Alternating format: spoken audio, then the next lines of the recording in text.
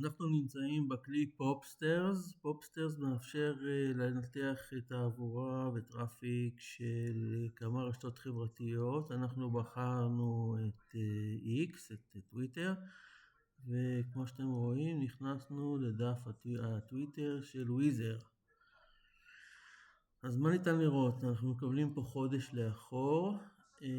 אפשר לפלטר לפי לייקס, זאת אומרת מי הכי לייקר, אוקיי, עד להכי פחות. אפשר לפלטר לפי shares, אוקיי, אפשר לאתר לפי הפוסטים שהכי נצפו. פה אנחנו רואים 2,606,000 ועוד כל מיני מדדים אחרים. אנחנו יכולים כמובן להסתכל ולעשות עוד פילטרים נוספים, אבל בעיקרון אם מעניין אותי לצורך העניין הפוסטר שעשו עליו הכי הרבה שיירים, הפוסטר מ5/6, בואו ננסה להבין למה עשו עליו הכי הרבה שיירים. אני יכול לנסות להבין, יכול להיות שיש פה פוסט מאוד מאוד מיוחד, אני לא נכנס לזה כרגע, אבל אנחנו צריכים לראות אם אנחנו מתחרים בוויז, אז לנסות להבין מה גרם פה לתעבורה הענקית הזאת של השיירים.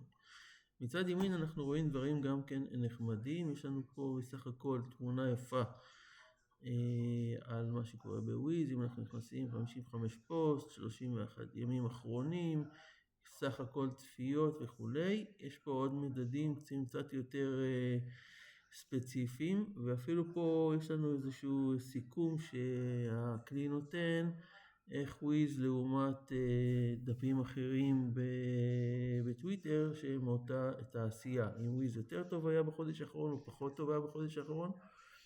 אני עושה פה רגע, עובר פה להשוואות, אז אנחנו יכולים להגיע למצב, איפה זה?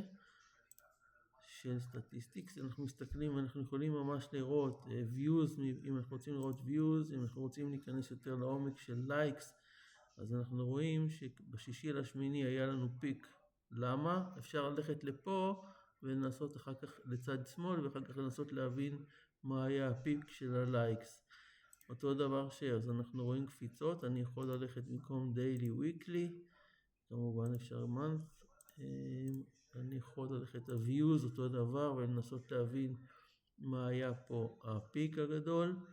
אני יכול מדדים נוספים, time of day, אוקיי?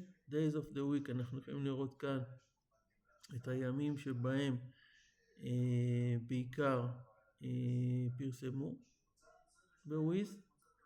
אנחנו יכולים לראות time of day, במהלך היום מהם השעות המרכזיות שבהם יש את התעבורה, שזה מאוד מאוד יפה ומאוד מעניין כמו שאמרנו קודם. אני יכול להסתכל על ההשטגס המרכזיים שהיו בתקופה האחרונה. כן, לא ניכנס לזה יותר מדי. לפי אורך הטקסט, שוב, זה מעניין, לא ניכנס לזה כרגע, אבל זה יכול להיות רלוונטי אם אנחנו מתחרים בערוץ הזה, שערוץ הטוויטר הוא ערוץ שבו יש גם משמעות לאורך הטקסט. סוג, אנחנו רואים שבעיקר images, זה מה שבעיקר מושך את התעבורה. אחר כך יש לנו וידאו, ואנחנו יכולים לראות את זה, לנתח את זה אחר כך ולנסות ולראות יחסית לטוויטר. אנחנו רואים, רגע, זה קצת בורח לי, קצת מקפיץ לי, אבל אנחנו רואים למשל יחסית לטוויטר באופן כללי. אז לצורך העניין אנחנו רואים שיחסית לטוויטר וויז חזקה מאוד באימג'ס, כי בטוויטר כאן, סך וויז כאן, אוקיי? יש פה איזשהו סוג של השוואה מעניינת שניתן לעשות. מן הסתם בתשלום כנראה שאפשר לקבל קצת יותר, אבל בסך הכל מקבלים פה תמונה נחמדה, וכמובן כמו שאמרנו אפשר להיכנס אם אני מתחרה ולנסות להבין מה כל כך משך את הקהל, ולנסות להבין את הנושא של הקהל.